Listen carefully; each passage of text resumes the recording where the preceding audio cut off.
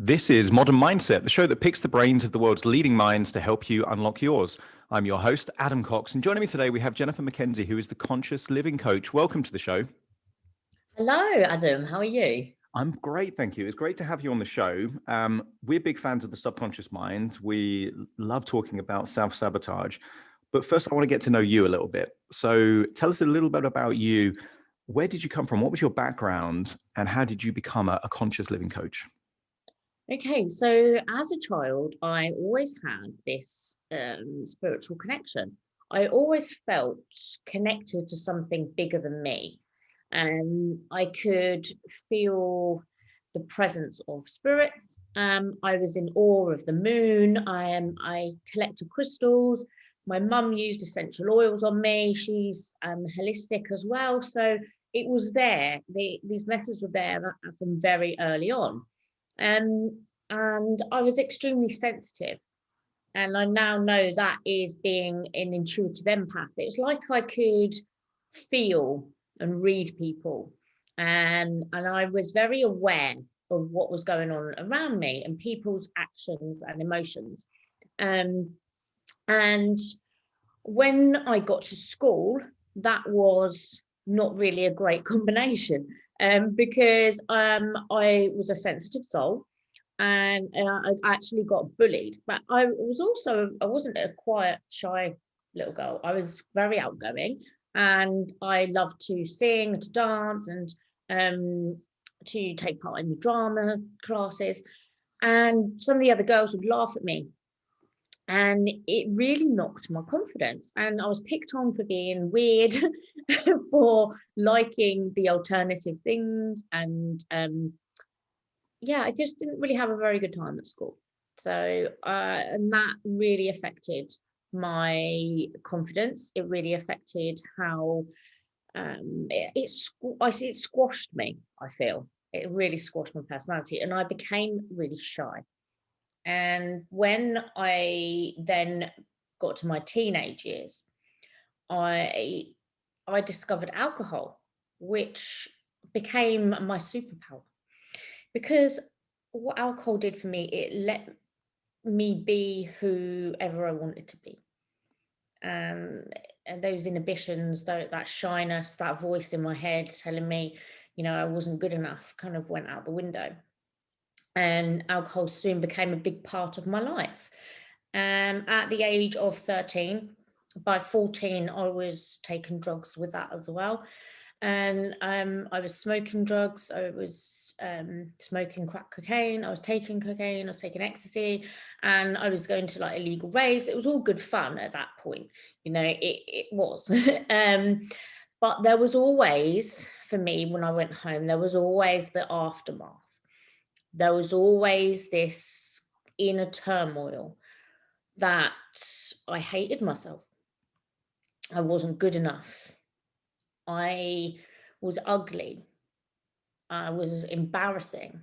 And yeah, all these things that I had picked up from school and childhood.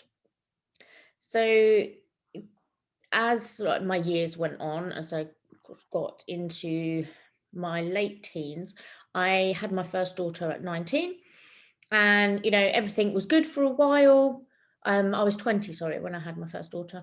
And I ran pubs and with my partner, everything was fine. We had this lovely little setup, a lovely family.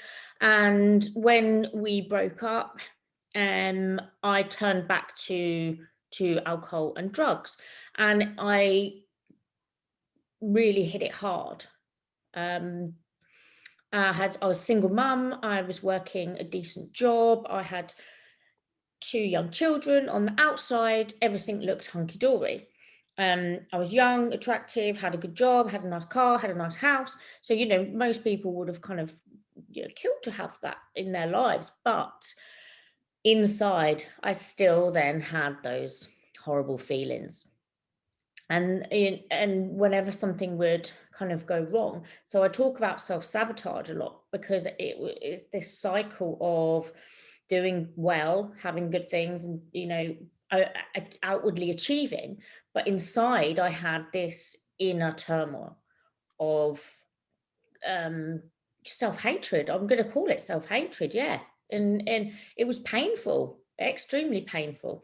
And the way that I knew how to cope with it was through drinking and taking drugs. So I would just cover it up.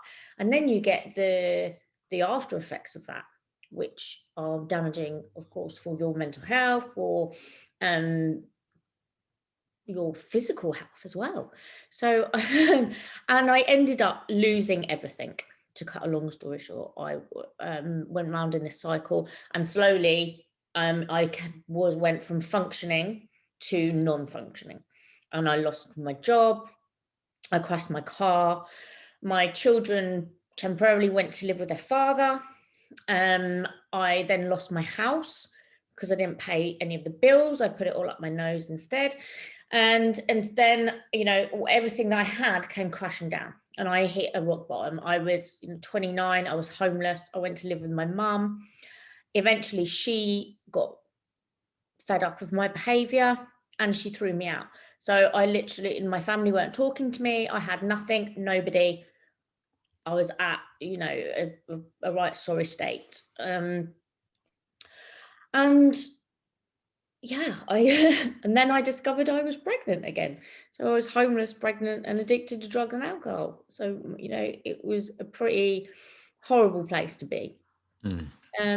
So that's kind of like my backstory. But I've always then had this spiritual connection and this holistic side to me that I had from childhood. And when my first daughter was born, in 2003, I actually went to college to learn anatomy and physiology, because my love of the human body and the mind was still there. So I thought, I'm going to do something with this. So that was the start of my holistic journey. And that's where I met my Reiki teacher.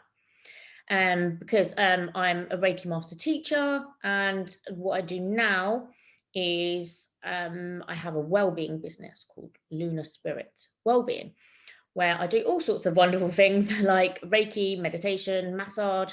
So these are the skills that I was learning alongside when I was functioning. And in 2015 was when like my life took a really kind of bad turn again. I experienced a lot of domestic violence within relationships. So again, this pain inside was just deepening now, and the limiting beliefs that I had was being reinforced by other people, by my behaviors and my experiences that I was that were happening to me. And my mental health had took a really bad turn for the worst. In 2012, I was diagnosed with bipolar disorder as well. So as you can imagine, there was all this turmoil, so much going on, and the pinnacle kind of point for me was I tried to take my own life in 2015, because I thought, everything I do has, it's not working. I tried to get myself out of these scenarios, and I just ended up going back to it all the time. I was in that perpetual cycle of doing well and self-sabotaging. And it all got too much. I was in a abusive relationship, he wasn't physically abusive, but mentally abusive. So all those things that I felt about myself, he just told me that they were true, and that I was an awful mother and I was an awful person, and in the end, it wore me down. And I thought, you know what, everybody's better off without me. And I tried to take my own life, and I ended up in a psychiatric hospital for a considerable amount of time at the end of 2015. At first, I wasn't happy that I'd survived. I wasn't happy to be there. I didn't wash, I didn't eat, I just didn't do anything. I was in that horrible state of self-pity and anger, and I was cross because I was still here. But one day I went to get something to eat. I came back to my room and there was a white feather strategically placed on the middle of my big book of Alcoholics Anonymous. And in this place, you imagine like there's no windows. Well, they don't open. There's bars on them. There's everything's plastic for safety reasons. So there's no feathers and there's no way of stuff. I wasn't allowed out, and I was like, well, how has this got here? I believed in angels and spirituality anyway. So I just dropped to my knees. I fell to my knees and I just sobbed. I sobbed and sobbed and I sobbed and I sobbed. And it was like a light came back on inside me. And it was in that moment that I decided that it was my responsibility to make these changes. And I didn't want to feel like this anymore. And I promised myself that I wouldn't give up. And it was from there that I rebuilt my life. And I decided that it was holistic therapy and spirituality that I wanted to help people as well. I wanted to help myself, but I also wanted to help other people. And when I came out of hospital, I had nothing to my name. I think I had about £3.50 in my bank account. And I decided that I was going to start a business. And I had a vision and a passion. And that's what I did. I had an old massage bed that I'd had from a previous salon. And I just started. Reiki in my living room. And I started with one client, and then I got more, and then I built on that. And then I converted a shed that I had in the garden into a treatment room. It was beautiful. I had all lovely electrics in there, and it was all plastered out. So it looked like a shed from the outside, but when you went into it, it was like this lovely treatment room. And yeah, it built from there. And then I added some more skills to my therapies. So I was able to offer more massages, reflexology, Reiki healing. And then I was a teacher as well, learned to teach Reiki. So I started offering Reiki courses, and it built from there. And the more and more I learned about myself, the more and more I healed and was helping other people to start their healing journey, the more and more I felt the pull to go deeper into this and to start coaching. So about 2 years ago, I did a life coaching course, and then I did my anxiety release coaching course as well. And it's all built from there. And it changed my life. These practices changed my life. And that's why I feel so passionate about passing them on to other people, because of the wonders that it's done for me, like my meditation practice and mindfulness, and we said at the beginning about learning about the subconscious mind. It's fascinating, and how we can change our core belief systems. And Well, that's it, because I mean, all of that self-sabotage and destructive behavior, that wasn't a conscious choice that you were making. That was kind of like part of your subconscious drifting you in that direction. Looking back on it now, at that really traumatic event in 2015, do you feel at some level that needed to have happened in order for you to kind of take your life in a very different direction? yes, yeah, I believe everything happens the way it's supposed to happen. And I believe that everything I went through was an unconscious choice through limiting beliefs I had about myself. But it all needed to happen to bring me to where I am today. Absolutely. And one of the things that I found quite interesting is that when people have unique skills or abilities, that can be a blessing, but it can also be a curse. And in my own personal experience, even as a child, I had a very, very vivid imagination. And that was useful as a child because it meant that I won awards for kind of like art and kind of writing and all those kind of things. But as a teenager, that combination of low self-worth and, kind of feeling inferior and a vivid imagination meant that I created a prison of my own making. That vivid imagination meant that I could imagine what people were talking about me, thinking about me, all this kind of thing. So I was creating my own hell from that vivid imagination. But it's only now that I'm able to kind of take that same skill and make it work for me rather than against me. Which of your skills do you consider a blessing now, but at the time they really were a curse? So being an empath and being an intuitive empath, being an unaware empath, intuitive empath, is a curse, because what you're doing is you're absorbing everybody else's emotions, feelings, and sometimes that you can treat them as your own. Because if you're unaware, you're really spiritually open, and you're just taking on everybody's crap, and some of it's not even yours. And then so becoming aware of that, and aware that I was an empath, it was like, okay, well, now I understand what this is. I can then sit down at the end of the day and I can just shed anything that's not mine, and I get to know the difference now. But yeah, being sensitive and open was an extreme curse for me. A curse at the time, but I guess, within the field of therapy and energy work and the kind of things that you do now, you're able, I'm assuming, to get a sense of where people's energy are out of alignment, and kind of really help them shift their energy, shift their mood, shift their feeling, because you've got this kind of ability to kind of see things as they are at a frequency that most people, they wouldn't even be able to detect what you see. Yes, so it does help in massage. So when I realized I was really intuitive was when I started learning reflexology and I started learning massage techniques. It's like my hands would just go to an area of the body that was needed attention, where there was tension or stress, or, well, now I know that it's emotions in the body. Everything is emotions.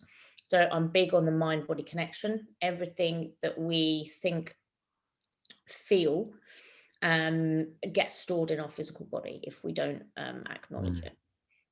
So I could, yeah, it was like I just knew where Yeah. to massage. Yeah. Yeah, absolutely. Well, I think it's an amazing journey that you've been on. Now that you've kind of transformed yourself, what do you feel was necessary, other than the decision, other than hitting that rock bottom? What are some of the ways in which you shifted these beliefs about yourself? Because you said that previous partner was kind of echoing your own thoughts, which is kind of like the worst of kind of both worlds. You're already thinking about it, and someone else is verifying that. But how did you go from believing those things as if they were true to thinking, well, hold on a minute, I'm not sure if I do believe them, and then changing the relationship that you had with yourself so you weren't experiencing this self-sabotage? Mm. So yeah, that took a lot of like introspection and self-healing, because I wrote down everything that I believed about myself. And then I do this exercise with my clients as well. So it's like non-judgmental fact finding, Mm. really. So it's like looking from the outside in at your list of limiting beliefs. So some people aren't even aware of limiting beliefs. So first instance is bringing awareness to them. So then I would think back to what I heard, what I witnessed as a child. So one of them was actually from a teacher.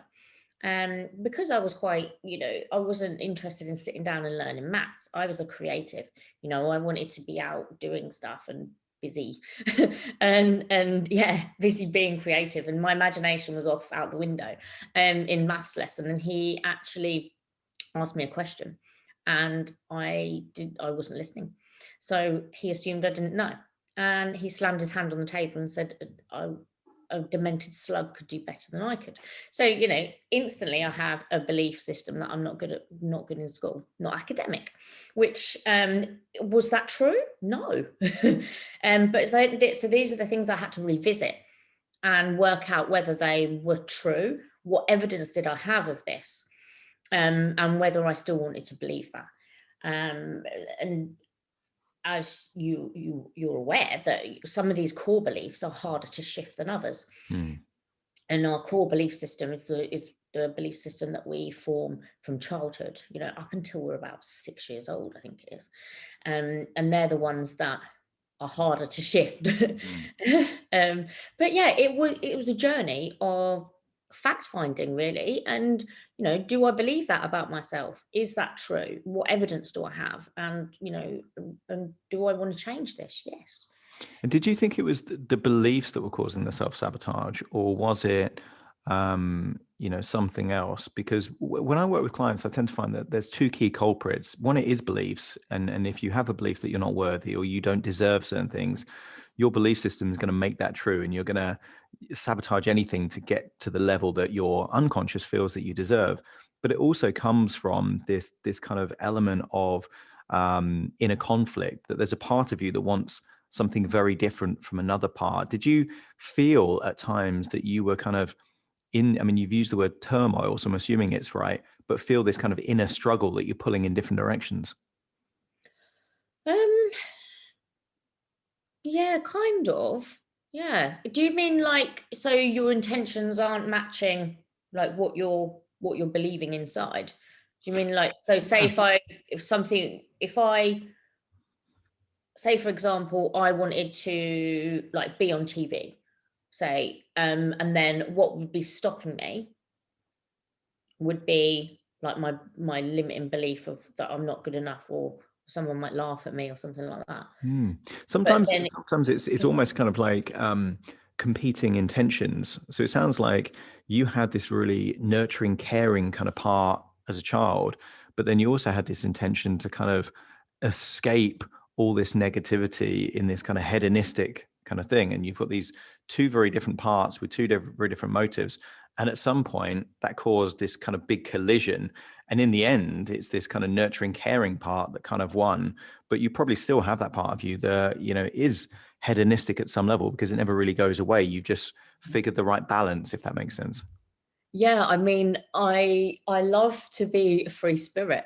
I love to just go with the flow of life, and and yeah, that escapism is good. But I escape in meditation now, Hmm. and I would escape in different ways. So not using drugs, because I would use hallucinogenics, you see, and I know that in spirituality a lot of people do use them now, and psychedelics as part of healing. So there is still that, yeah, that area of escapism that I enjoy, Hmm. but not through like drugs now, through plants, really. Yeah. So Yeah, not you've got illegal. those same motives, but you found a different vehicle to kind Yeah, of yeah, access those kind of key parts yeah. of your personality. One of the things that you've created, it sounds like, is this kind of inner peace kind of program. Mhm. Did you discover that through your own pathway, and then you've been able to kind of help other people? And what was it that was the crucial thing for you to find that inner peace? So yeah, inner peace expansion is like, yeah, my signature coaching course, and that was inspired by my personal journey, because I never felt inner peace. It was always something in my head um shouting at me. Yeah. And or I would overthink everything. I would be paranoid. I would think that everybody doesn't like me, or they're always talking about me. And so my head was a very noisy place. Um, and inner peace expansion is all about expanding consciousness through self-awareness. And a lot of shadow work goes into that as well. And getting rid of ego, because ego loves to talk crap and make us believe that, we're not good enough, and keep us like small. But this is about expanding your mind and seeing things from all different perspectives. And that's the journey that I went of self-discovery. And instead of living my life how people wanted me to, and how I thought I should live, I live it my way and my beliefs.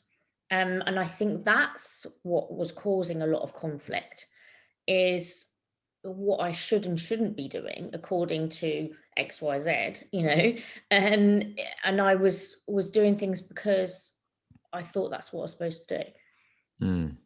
So And then immediately there's a conflict there, isn't there? This free spirit, and then you've got the confines of what you should be doing and how you should behave. That's going to create a lot of turmoil, that feeling of being unsettled?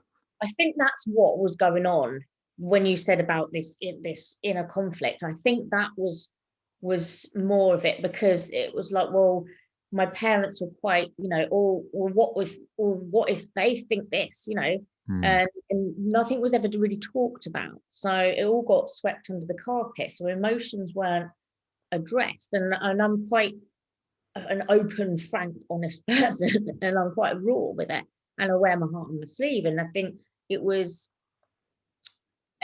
that, seeing that as weakness or shameful, I think was a big inner conflict for me. Hmm. Yeah, and vulnerability was not on the cards. What would be your tip or your advice to someone listening to this right now, that they're in turmoil, they have no inner peace at this particular point? What would be one thing that you would say, this may just get you in the right direction? Start meditation. And self-healing is not for the faint-hearted. You need to get used to being uncomfortable. Get comfortable with being uncomfortable, because it's through that uncomfortable feeling that you will get to the inner peace. So the first place I started was meditation. Hmm. Mhm. And what was the first insight that you recall when you started meditating that gave you some kind of breakthrough?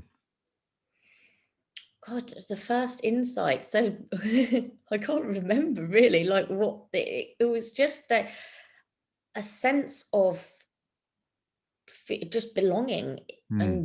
and because I thought I never fitted in anywhere. But I was trying to fit in, and I don't want to fit in anywhere. I feel I belong. And that comes with belonging in yourself. That comes with self-assurance and self-love. Hmm. That's sort of belonging, yeah. Yeah. So yeah, meditation made me feel at home again. Yeah, because it sounds to me like you're using like drugs, alcohol, not just to escape, but to find a tribe that accepted you for you. And it Mhm. reached a point where through meditation, you decided to accept yourself. And at that point, you felt that you did belong because you didn't need the validation of other people at that point. Yeah. Yeah, I used drugs and alcohol. It was safety. It was Mm. home to me. It was, and anything happened, well, the first thing I would do would be get high or drink.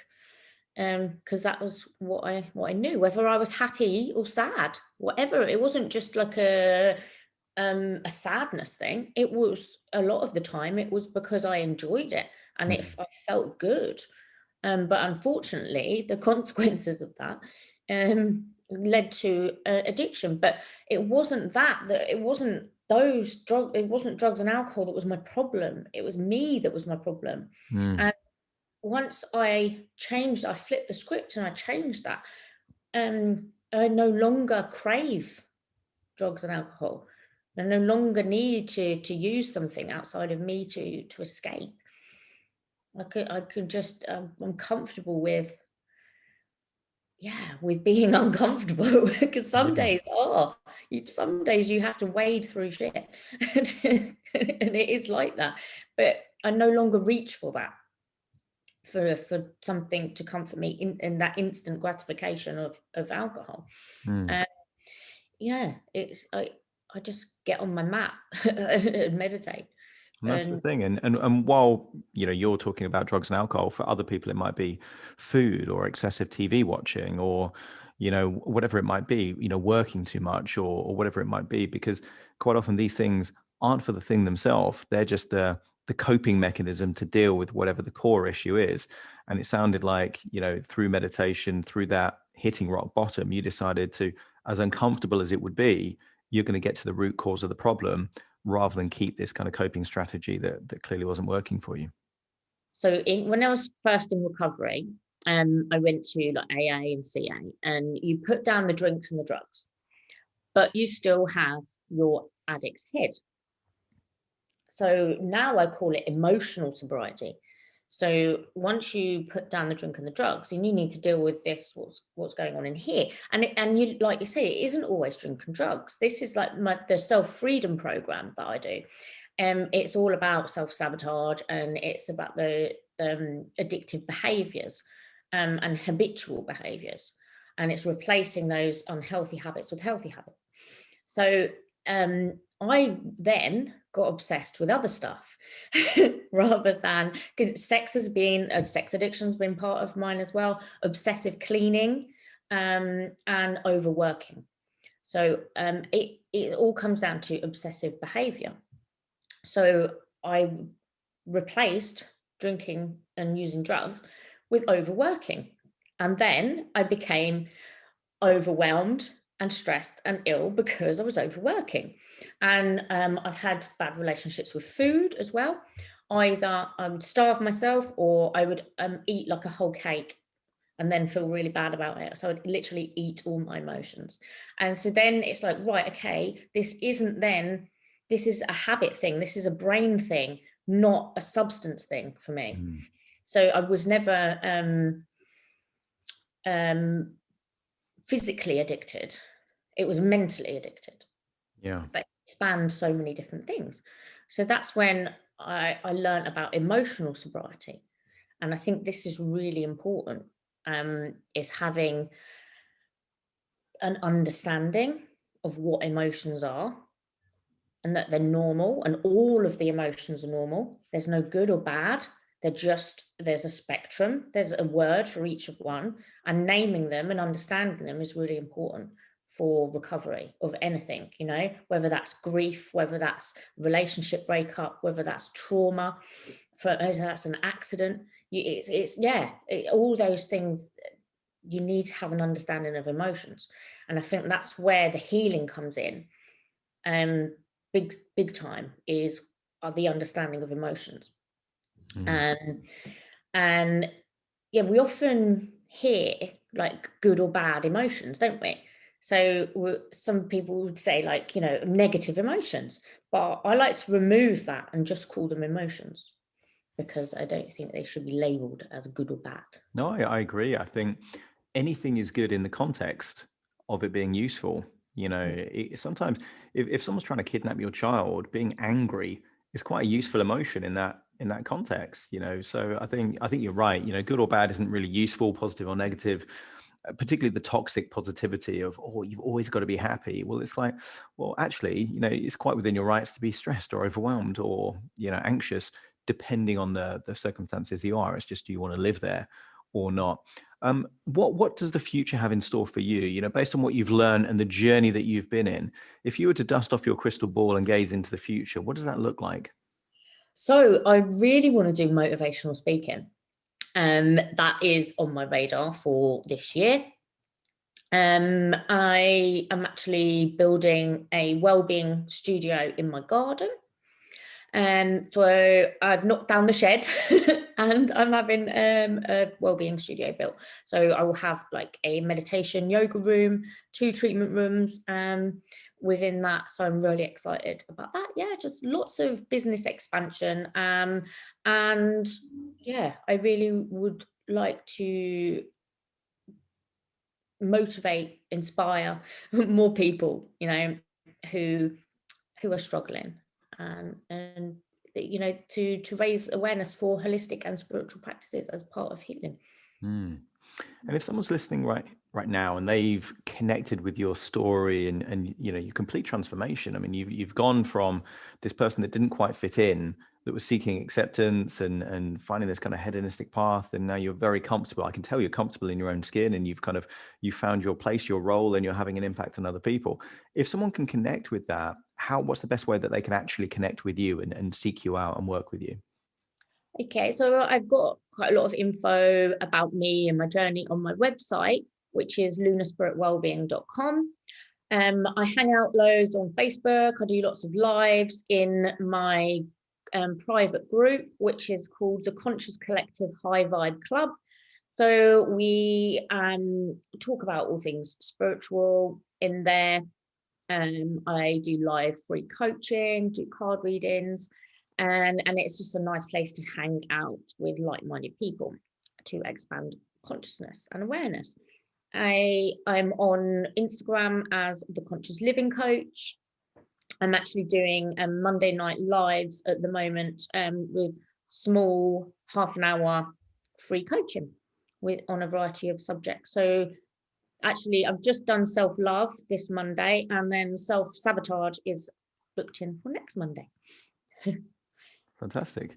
Well, Jenifer, thank you so much for joining me on the show today. It's been an absolute pleasure to hear your story and hear how you've kind of taken that superpower of yours, that kind of intuitive, empathic skills, and now you're funneling it to really make a difference in other people's lives, which is fantastic to see.